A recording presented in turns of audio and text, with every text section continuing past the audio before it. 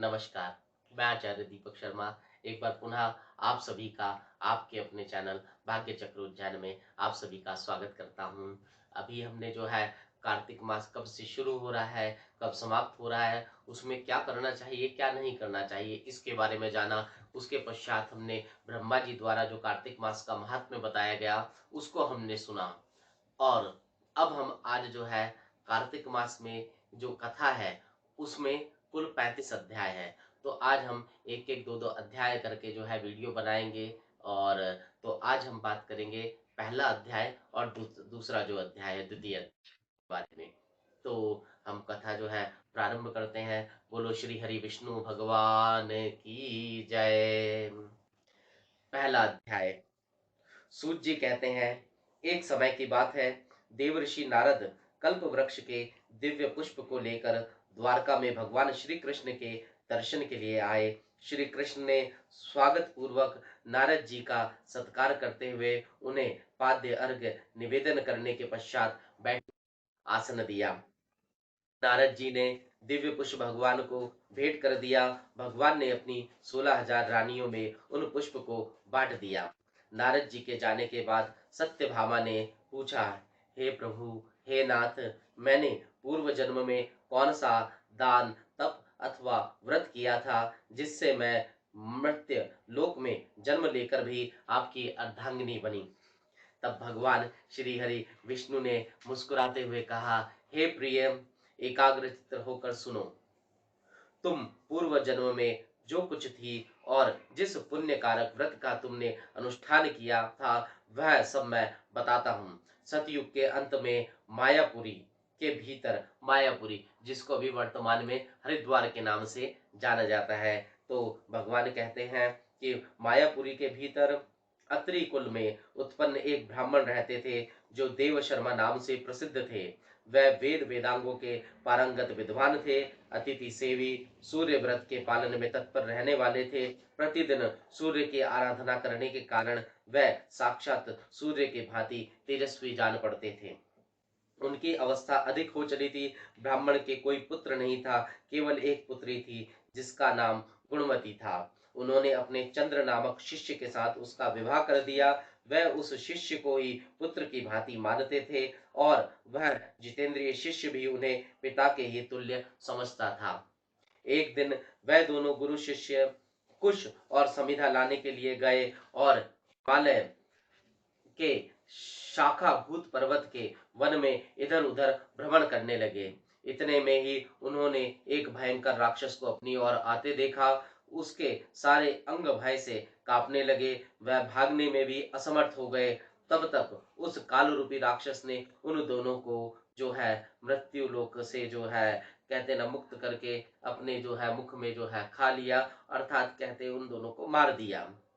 उस क्षेत्र के प्रभाव से तथा स्वयं धर्मात्मा होने के कारण उन दोनों को मेरे पार्षदों ने बैकुंठ धाम में पहुंचा दिया। उन्होंने जो जीवन भर सूर्य पूजन आदि किया था उस कर्म से मैं उनके ऊपर बहुत संतुष्ट था। सूर्य, शिव, गणेश, विष्णु तथा शक्ति के उपासक भी मुझे ही प्राप्त होते हैं। जैसे वर्षा का जल सब ओर से समुद्र में ही जाता है, उसी प्रकार इन पांचों के उपासक मेरे ही पास आते हैं। मैं एक ही हूँ, तथापि लीला के अनुसार भिन्न भिन्न नाम धारण करके 5 रूपों में प्रकट हुआ हूँ।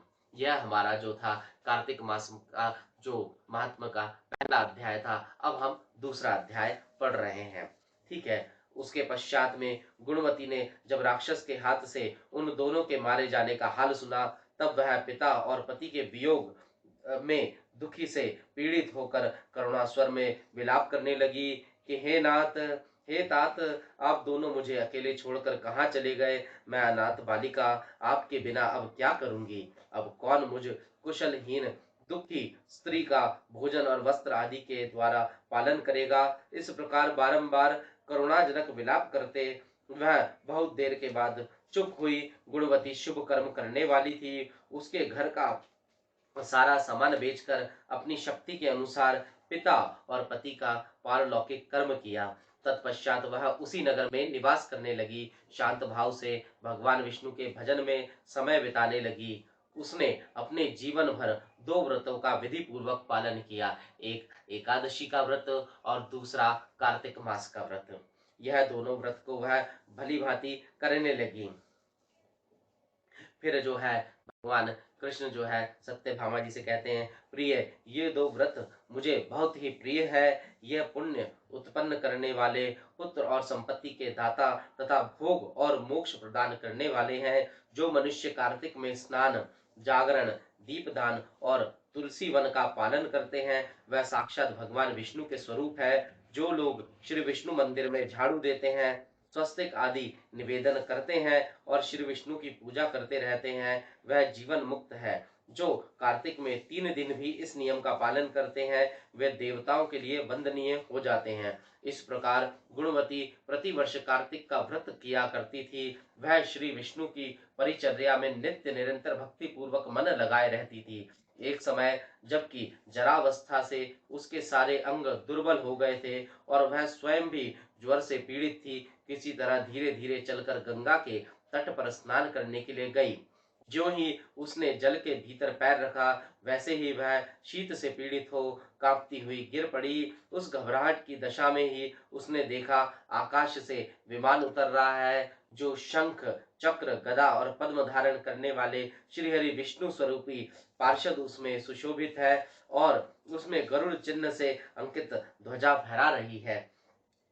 इस प्रकार विमान के निकट आने पर वह दिव्य रूप धारण करके उस पर बैठ गई। उसके लिए चंवर डुलाया जाने लगा। मेरे पार्षद उसे बैकुंठ लेकर चल दिए। विमान पर बैठी हुई गुणवती प्रज्वलित अग्निशिखा के समान तेजस्विनी जान पड़ती थी। कार्तिक व्रत के पुण्य से उसे मेरे निकट स्थान मिला। जो तुम्हारे पिता देव शर्मा थे, वह ही अब सन्नाजित हुए हैं। शुभे चंद्र शर्मा ही अक्रूर है और तुम गुणवती हो। अर्थात जो सत्यभामा है वही पूर्व जन्म में गुणवती थी और कार्तिक मास और एकादशी का व्रत करने के पश्चात उसको जो है अगले जन्म में श्री हरि विष्णु जो है कृष्ण भगवान के जो जब अवतार लिया तो उसमें उनकी वो पत्नी बनी। तो कार्तिक व्रत के पुण्य से तुमने मेरी प्रसन्नता को बहुत बढ़ाया है। पूर्व जन्म में तुमने मेरे मंदिर के द्वार पर जो तुलसी की वाटिका लगा रखी थी, इसी से तुम्हारे आंगन में कल्प वृक्ष शोभा पा रहा है। पूर्व काल में तुमने जो कार्तिक में दीपदान किया था, उसी के प्रभाव से तुम्हारे घर में यह स्थिर लक्ष्मी प्राप्त हुई है तथा तुमने जो अपने व्रत आदि सब कर्मों को पति स्वरूप श्री विष्णु की सेवा में निवेदन किया था, इसलिए तुम मेरी पत्नी हुई हो। मृत्यु पर्यंत जो कार्तिक व्रत का अनुष्ठान किया है, उसके प्रभाव से कभी वियोग नहीं होगा। इस प्रकार जो मनुष्य कार्तिक मास में व्रत परायण होते हैं, वह मेरे समीप आते हैं। जिस प्रकार की तुम मुझे प्रसन्नता देती हुई यहाँ आई हो। सूत जी कहते हैं, इस प्रकार जगत के स्वामी भगवान श्री कृष्ण के मुख से अपने पूर्व जन्म के पुण्य मय वैभव की बात सुनकर उस समय महारानी सत्यभामा को बड़ा हर्ष हुआ। बोलो श्री विष्णु भगवान की जय। अतः प्रथम और द्वितीय अध्याय समाप्त हुआ और आप सभी को जय श्री महाकाल। नारायण नारायण। हमारे इस चैनल को सब्सक्राइब अवश्य कीजिएगा। जय